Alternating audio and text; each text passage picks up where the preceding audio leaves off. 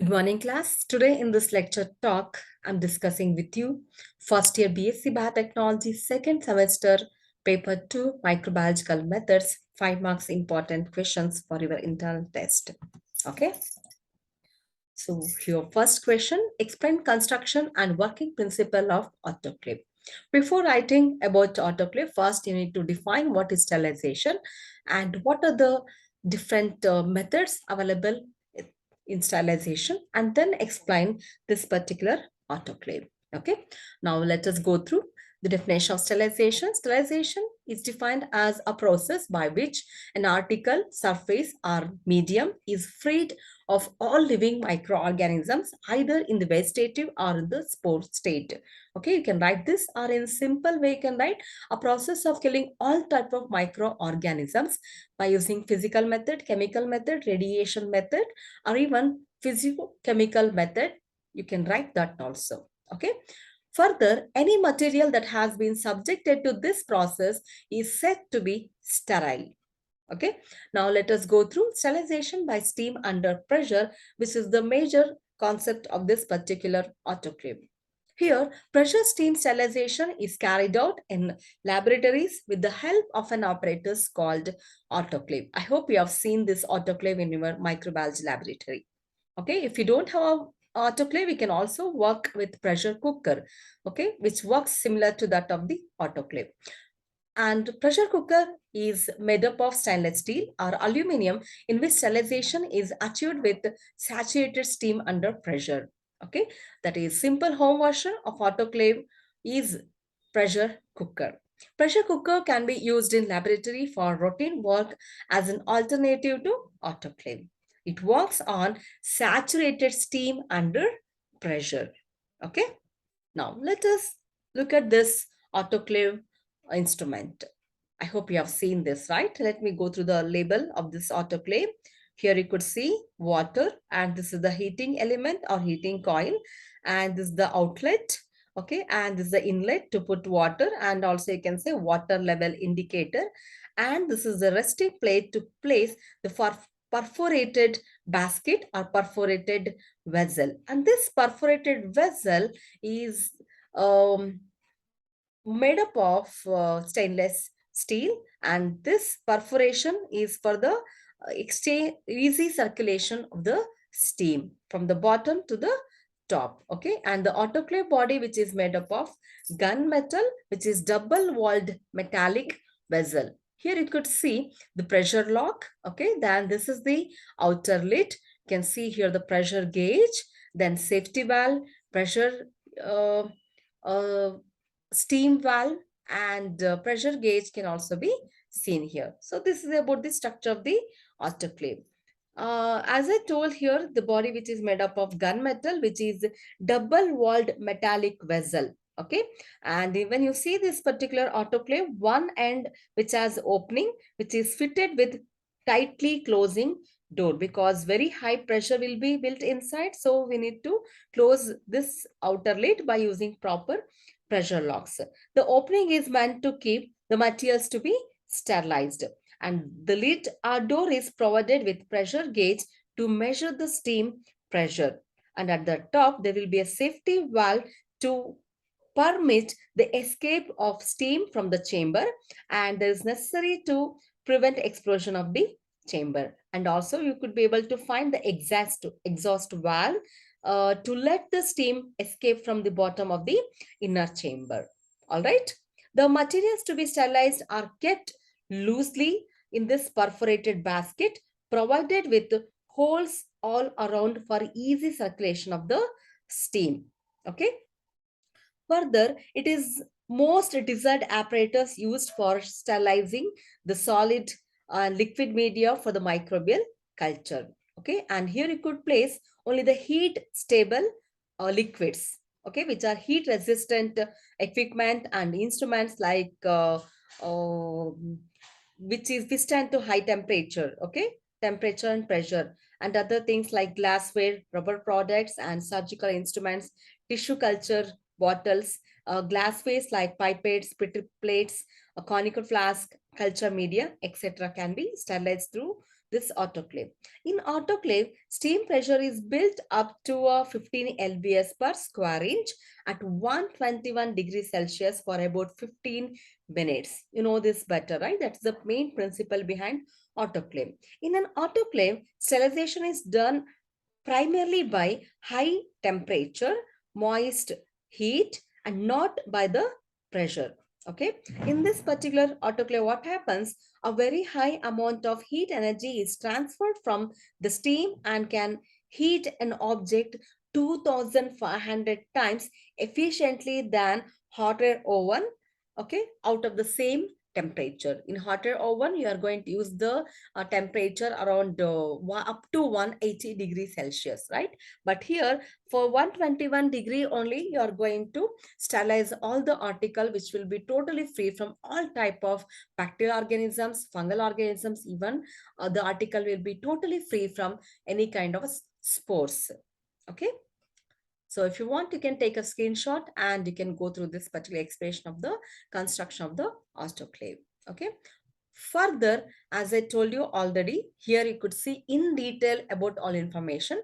First, here you can tell how sterilization, how the material will be sterilized here, steam under pressure, right? That primarily by high temperature, not by the pressure. Okay, and here we have safety valve to permit the escape of the steam from the chamber, and it is necessary to prevent the what explosion. And what all the materials you are going to keep here? Okay, you are going to keep here heat stable liquids, heat resistant equipment, glasswares, rubber products which can withstand to this high temperature. Okay, then pressure, surgical instruments, plant tissue culture bottles or animal biotechnology culture bottles, glasswares like pipettes, petri plates, conical flasks, culture media, etc. And this autoclave mainly works on saturated steam under pressure. Okay, so in you can have given more information here, but you can brief about the working principle of this particular autoclave. As you all know, this method is known as sterilization by steam under pressure, right? And here temperature of 100 degrees Celsius is the highest that steam can reach under normal atmospheric pressure at sea level, right? This pressure is measured at 15 pounds per square inch, that is PSI, or 1 atmosphere. In order to raise the temperature of steam above this point, it must be pressurized in a closed chamber. So we are closing the outer lid very tightly for proper building of the pressure. And this phenomenon is explained by the physical principle that governs the behavior of gases under pressure. Okay, when a gas is compressed, its temperature raises in direct relation to the amount of pressure. When the pressure is increased to 15 psi, that is a total of 2 atmosphere above normal atmospheric pressure, then the temperature of steam rises to 121 degree Celsius. That is nothing but the actual working principle behind the autoclave. And it is not the pressure by itself is killing microbes, but the increased temperature it produces, okay, within the generated by the steam, that actually kills the microorganisms. And this forms the principle of sterilization by steam under pressure. Such pressures temperature combinations can be achieved only with a special device that can subject pure steam to pressures greater than 1 atmosphere. Health and commercial industries use an autoclave for this particular purpose. Ultimately, we are using this autoclave to kill the microorganism that will be used maybe on the microbiology laboratory, animal biotechnology, plant biotechnology, okay, and even in the hospitals, this autoclave will be used. If you have any other extra information also, you can write about the construction and working principle. Okay, now next move on to the next question. Write a note on maintenance and preservation of microorganisms. Okay, here you need to talk about how are you going to preserve the pure culture for the future purpose. Okay, once a microorganism has been isolated and grown in pure culture, it becomes necessary to maintain the viability and purity of the microorganism by keeping the pure culture free from contamination. Similarly, a microbiology laboratory has to maintain quality control stocks obtained from the commercial vendors. Okay, and quality control strains are required for the testing of culture media, kits, and reagents. Okay, for example, if I want any one particular microorganism, now I'm not going to culture those organisms. I can purchase from the vendors. Okay, the people who will sell that particular microorganism. I can take the my interest microorganisms on the vendors, so they are going to preserve all those microorganisms. Whenever any people are in need, that time they are going to supply. So whenever they want, whenever others need, or whenever we need to do any kind of experiments, we need to preserve. So what are the different methods of preservation of microorganisms? Let us understand. So to preserve microorganisms, the different methodologies are there. Okay, first and foremost, we can go for the streak or inoculate the pure culture of microorganisms on a suitable culture media, then incubate up to 24 or 48 hours. Then further, frequently you can go for subculturing. Okay, subculturing means once the organisms are streaked or grown in one particular culture media, after certain days the medium culture medium nutrients will be exhausted, so that will be transferred to the new fresh medium. Like that we can do. Okay, continuously we can do for 1 month or 2 months, in between a gap we can go for subculturing. Repeatedly we can go for introducing into the fresh nutrient medium. So subculturing, this is also one of the preservation technique. Apart from that, we can also go for suspension medium plus cryoprotectant by using glycerol or DMSO. Here we can go for cryopreservation or lyophilization. Then you can also go for the liquid culture. Liquid culture can be centrifuged from late log or early stationary phase. Okay, then we can go for cell pellet. So further, you can also go for rehydration and revival of the microorganisms. So whenever asked in the examination, maintenance of pure culture, you can either talk on the subculturing, cryopreservation, lyophilization, and so many other more techniques are there. You can focus on that also. But for 5 marks, any two techniques more than enough. Okay, normally in laboratories the pure culture are transferred periodically onto or into a fresh medium. That is nothing but subculturing. Okay, here what happens to allow continuous growth and viability of microorganisms, we are going for the fresh medium, because in the beginning what you have inoculated in the culture medium, all the nutrients will be taken by the microorganism and nutrients already exhausted. Once the nutrients are exhausted, it will be transferred to the fresh nutrient medium. That is nothing but the very simple maintenance of preservation of culture, that is subculturing. Okay, apart from so many other techniques are there. The transfer is always subjected in the aseptic conditions to avoid any kind of contamination.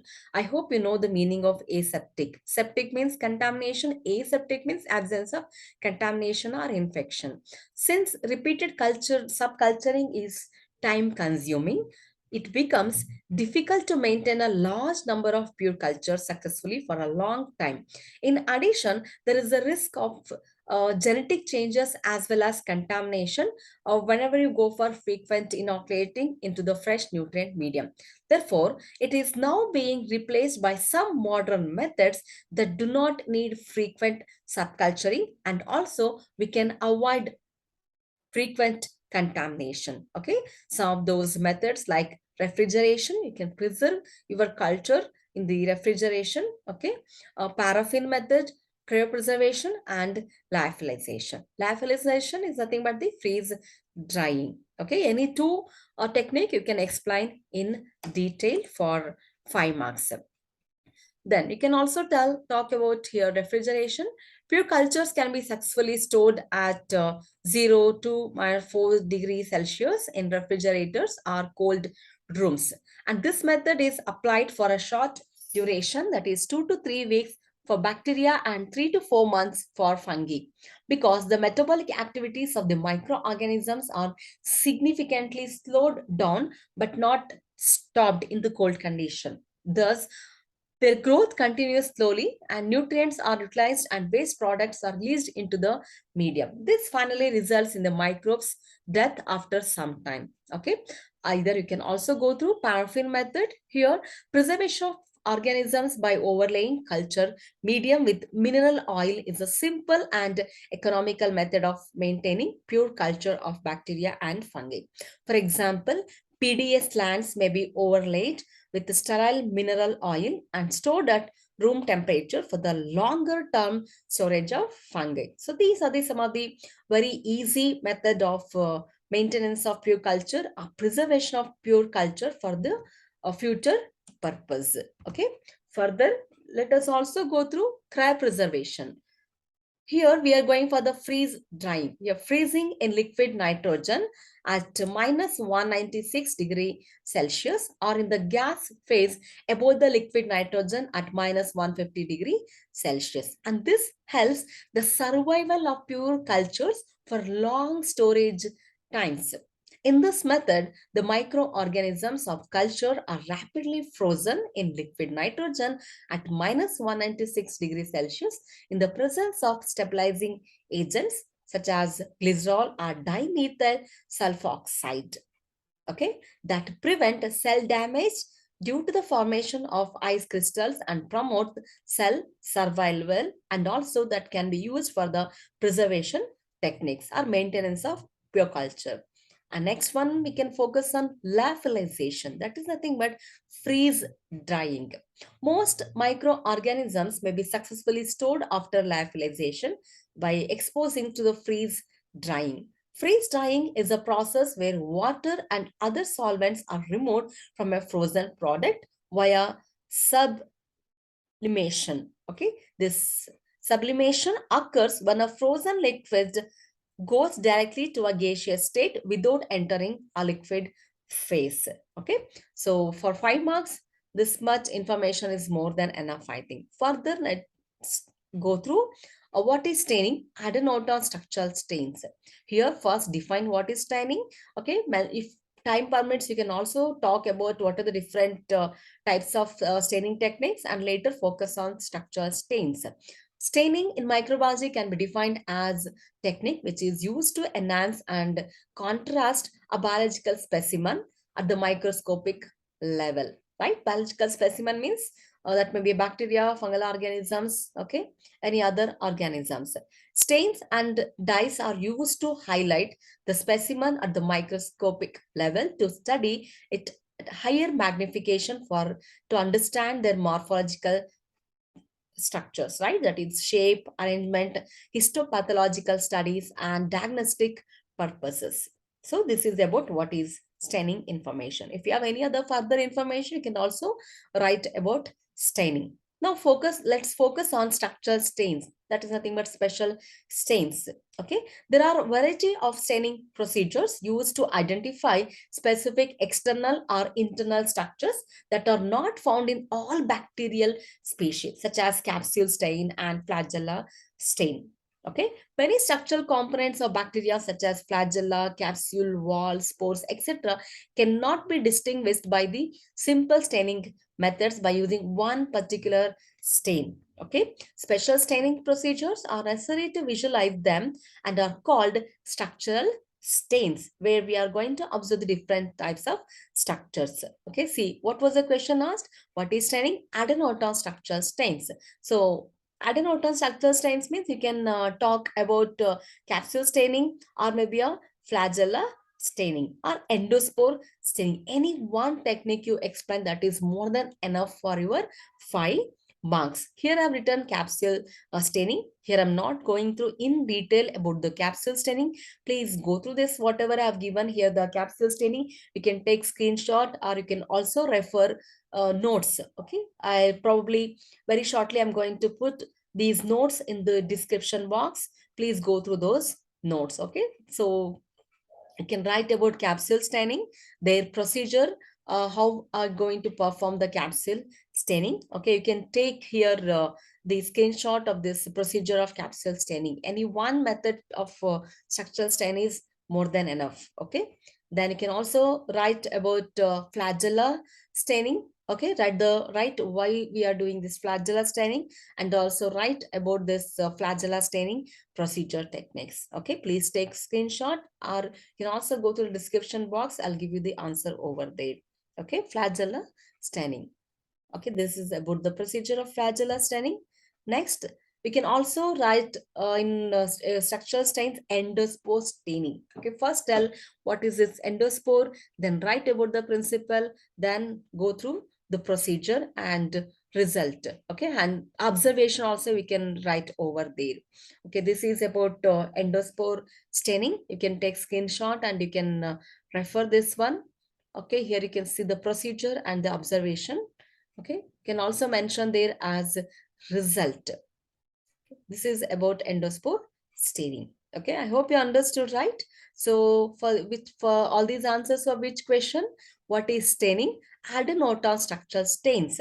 So when for 5 marks, when we have asked add a note on structural stains, so any one structural stains you can explain in detail. Either you explain endospore, capsule, or maybe a flagella. Okay, but beginning you need to tell what is structural stain and what are the types of structural stains, right? I hope you understood the writing part. Okay, next. Fourth question, what are antibacterial agents? Give an account on assessment of antibacterial activity. Antibacterial agents are a group of materials that fight against pathogenic bacteria, right? Thus, by killing or reducing the metabolic activity of bacteria, their pathogenic effect. Antibacterial agents can be used empirically, either knowing the pathogen or as a prophylactic treatment. Next, we need to focus on assessment of antibacterial activity. Okay, there are different techniques of antibacterial activity. Any one technique you can explain here. In recent years, there has been a growing interest in researching and developing new antimicrobial agents from various sources to combat microbial resistance. Therefore, a greater attention has been paid to antimicrobial activity screening and evaluating methods, right, to obtain many different varieties of antibacterial agents. Several bioassays such as disk diffusion, well diffusion, broth or agar diffusion are well known and commonly used antibacterial assessment methods. Antibac Antimicrobial susceptibility testing can be used for drug discovery, epidemiology, and prediction of therapeutic outcome. Okay, I hope you understood the purpose of this antibacterial methodology. A variety of laboratory methods can be used to evaluate or screen the in vitro antimicrobial activity of an extract or a pure compound. Okay, here in vitro means within the laboratory or within the glass vials. The most known and basic methods are the disk diffusion and broth or agar dilution methods. Any one method you can focus on here for the assessment of antibacterial activity. So we can recall here disk agar well diffusion. Here disk diffusion test is a culture based microbiology assay used in diagnostics. It is used to determine the susceptibility of bacteria isolated from a patient's infection to clinically approved antibiotics. Okay, here you can also talk about principle in detail. I'll give information about this assessment of antibacterial activity in the description box. Kindly go through that one. Okay, so we can talk about disk and agar diffusion method, then agar well diffusion method. If you want this particular answer, you can take screenshot and keep this particular answer ready with you. Okay, agar well diffusion method also you can focus. Then antimicrobial gradient method, you can also say this as E test. You can write this information, any one or two techniques about antibacterial agents you can write. Next question is explain the construction and working principle of compound microscope. Okay, here you need to tell about the construction working principle of compound microscope. First, tell what is microscope, then what are the different types of basic types are there, then focus on compound microscope. Okay, the term microscope can be split into two separate words, that is micro and scope, where the term micro means small or tiny, scope means to view or to observe. Therefore, a microscope can be understood as an instrument to observe tiny elements, right? The optical microscope, often referred to as the light microscope, and is a type of microscope that uses visible light and a system of lenses to magnify images of small objects. As you all know, we have two basic types of optical microscope, that is simple microscopes, and another one is compound microscopes. Okay, please go through this one, take screenshot and start studying about all these particular information about the compound microscope. Okay, further, this is the very beautiful diagram of compound microscope showing various its parts. Okay, eyepiece, body tube, resolving nose piece, coarse adjustment knob, fine adjustment knob, objective, then stage, condenser, substage, mirror, base, and also inclination joint. Okay, even you can also focus on the 10, the 45x and 100x objective can also be seen over here. Then working principle and compound microscope. Okay, I'll give you all these things in the description box. You can go through, or please take screenshot and refer this working principle of the compound microscope. Okay, next further you can talk about here magnification of compound microscope. Then further talk about your parts of a compound microscope like eyepiece and body tube, then objectives and stage clips. Okay, arm and base, illuminator and stage, nose piece and aperture, condenser, iris diaphragm, and diaphragm. Okay, please have a look on all these content, try to understand the concept. Okay, take screenshot and you can study, or you can pause this video and also you can study about all this information. Next, what is electron microscope? Mention any three differences between SEM and TEM. Okay, an electron microscope is a microscope that uses a beam of accelerated electrons as a source of illumination, as the wavelength of an electron can be up to 100,000 times shorter than that of the visible light photons. Electron microscope have a higher resolving power than light microscopes and can reveal the structure of smaller objects. Further, you please focus on differences between SEM and TEM. Okay. Students, differences have given in sentence form. Please, whenever in the examination asked differences, please write in two columns. Always one side SEM, another side TEM. Please take screenshot and study this one. Okay. This is about the TEM and the SEM differences here. Next, moving on to the last question, magnification. Okay, magnification or magnifying power of a microscope is the degree that increase in size of optical image over the actual size of object being viewed. Okay, magnification is equal to size of the retinal image seen with microscope or size of retinal image with naked eye. Okay, further you please go through this one. Okay, take screenshot or pause this video and please have a look. So this is all about some of the very important questions of 5 marks, which is you need to study this one for the interview intern test.